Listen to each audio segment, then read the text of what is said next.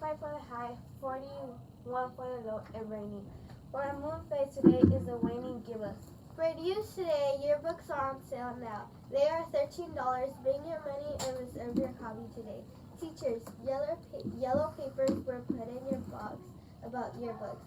If a student brings money, send them to Ms. McHenry at B115. It's Tip Tuesday!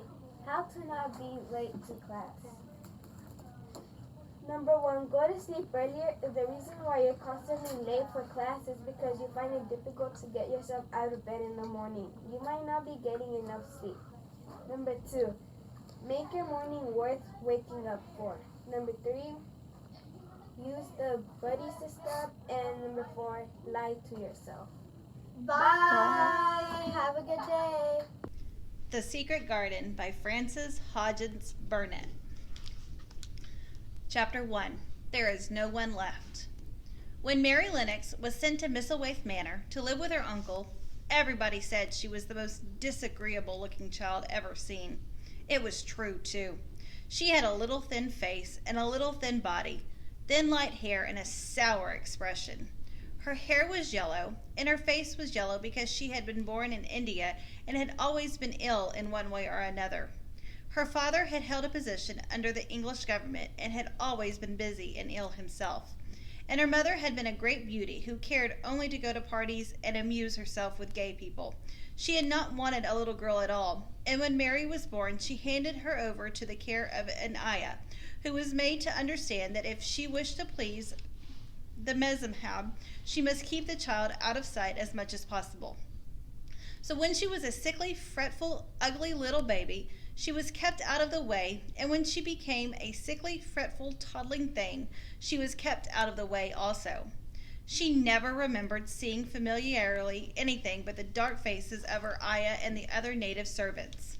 And as they always obeyed her and gave her her own way in everything, because the Mezhab would be angry if she was disturbed by her crying. By the time she was 6 years old, she was as tyrannical and selfish little pig as ever lived. The young English governess who came to teach her to read and write disliked her so much that she gave up her place in 3 months. And when other governesses came to try to fill it, they always went away in a shorter time than the first one. So if Mary had not chosen really to want to know how to read books, she would never have learned her letters at all. One frightfully hot morning, when she was about 9 years old, she awakened feeling very cross. And she became crosser still when she saw that the servant who stood beside her bed was not her ayah. "Why did you come?" she said to the strange woman. "I will not let you stay. Send me my ayah." The woman looked frightened, but she only stammered that the ayah could not come. And when Mary threw herself into a passion and beat and kicked her, she looked only more frightened and repeated that it was not possible for the ayah to come to Missy Sahib. There was something mysterious in the air that morning. Nothing was done in its regular order, and several of the native servants seemed missing, while those whom Mary saw slunk or hurried about with ashy and scared faces. But no one would tell her anything, and her ayah did not come. She was actually left alone as the morning went on, and at last wandered out into the garden and began to play by herself under a tree near the veranda. She pretended that she was making a flower bed, and she stuck big scarlet hibiscus blossoms into little heaps of earth, all the time growing more and more angry and muttering to herself the things she would say and the names she would call Sadie when she returned. "Pig, pig, daughter of pigs," she said, because to call a native a pig is the worst insult of all. She was grinding her teeth and saying this over and over again when she heard her mother come out of the veranda with someone. She was with a fair young man, and they stood talking together in low, strange voices. Mary knew the fair young man who looked like a boy.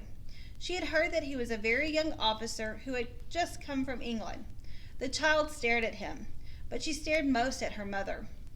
She always did this when she had a chance to see her, because the Mimashib Mary used to call her that oftener than anything else. She was such a tall, slim, pretty person and wore such lovely clothes.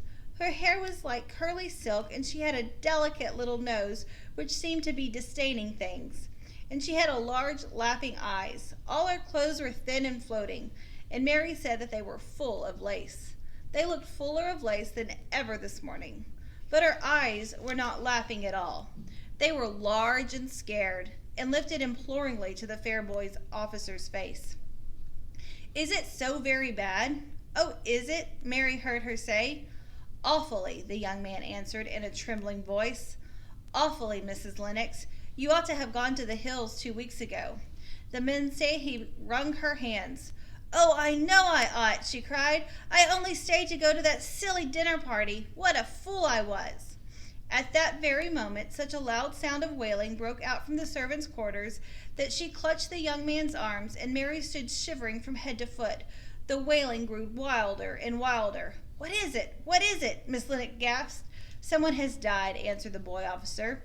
"You did not say it had broken out among your servants." "I did not know," she cried.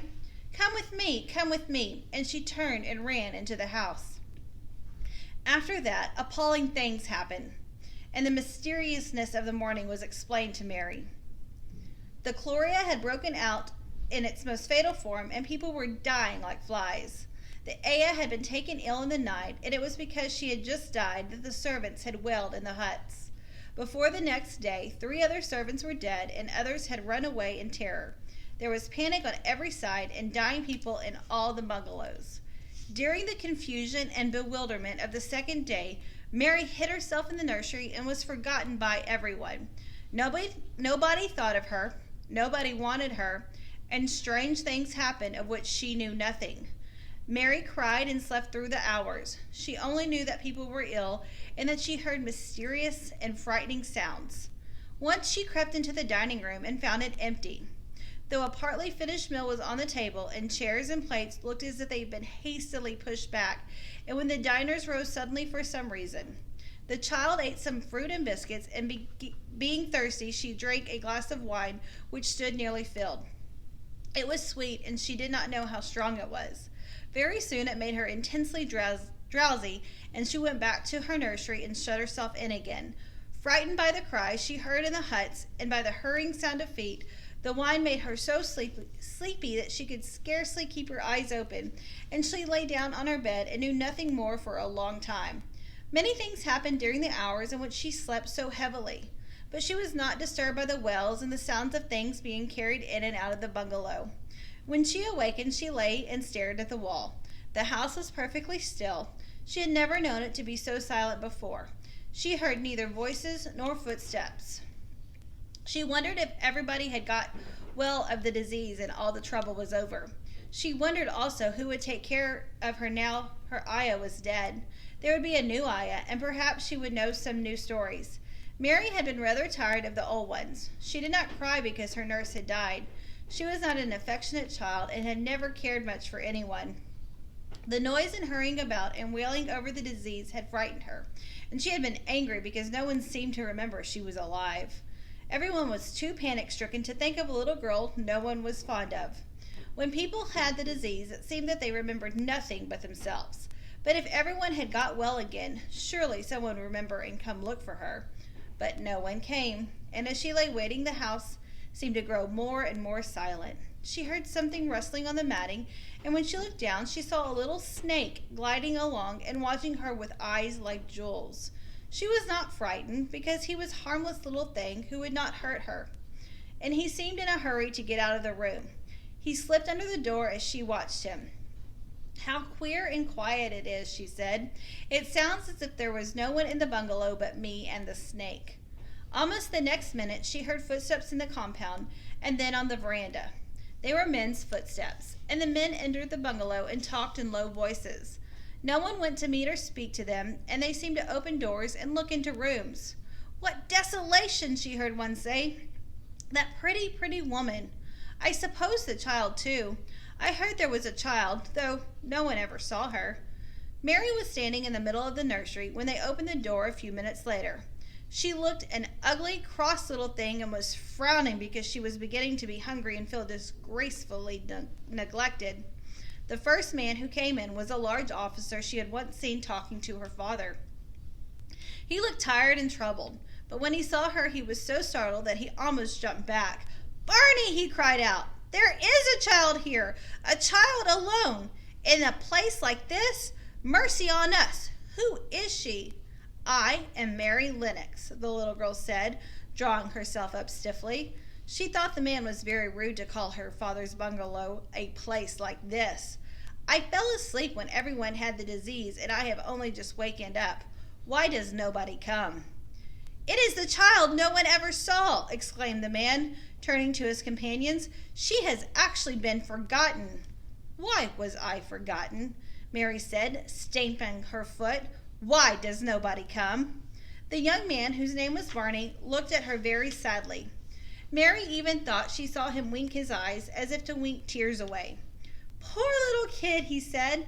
"There is nobody left to come."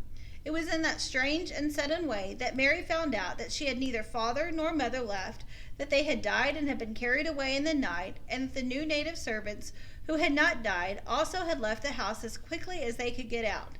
None of them even remembered that she was there. That was why the place was so quiet. It was true that there was no one in the bungalow but herself and the little rustling snake. 3rd through 5th, record 10 minutes and 19 seconds. Good job. Please stand for the American flag. I pledge allegiance to the flag of the United States of America and to the republic for which it stands, one nation, under God, indivisible, with liberty and justice for all. Please remain standing for the Texas flag. Honor the Texas flag. I pledge allegiance to the Texas, one state under God, one and indivisible.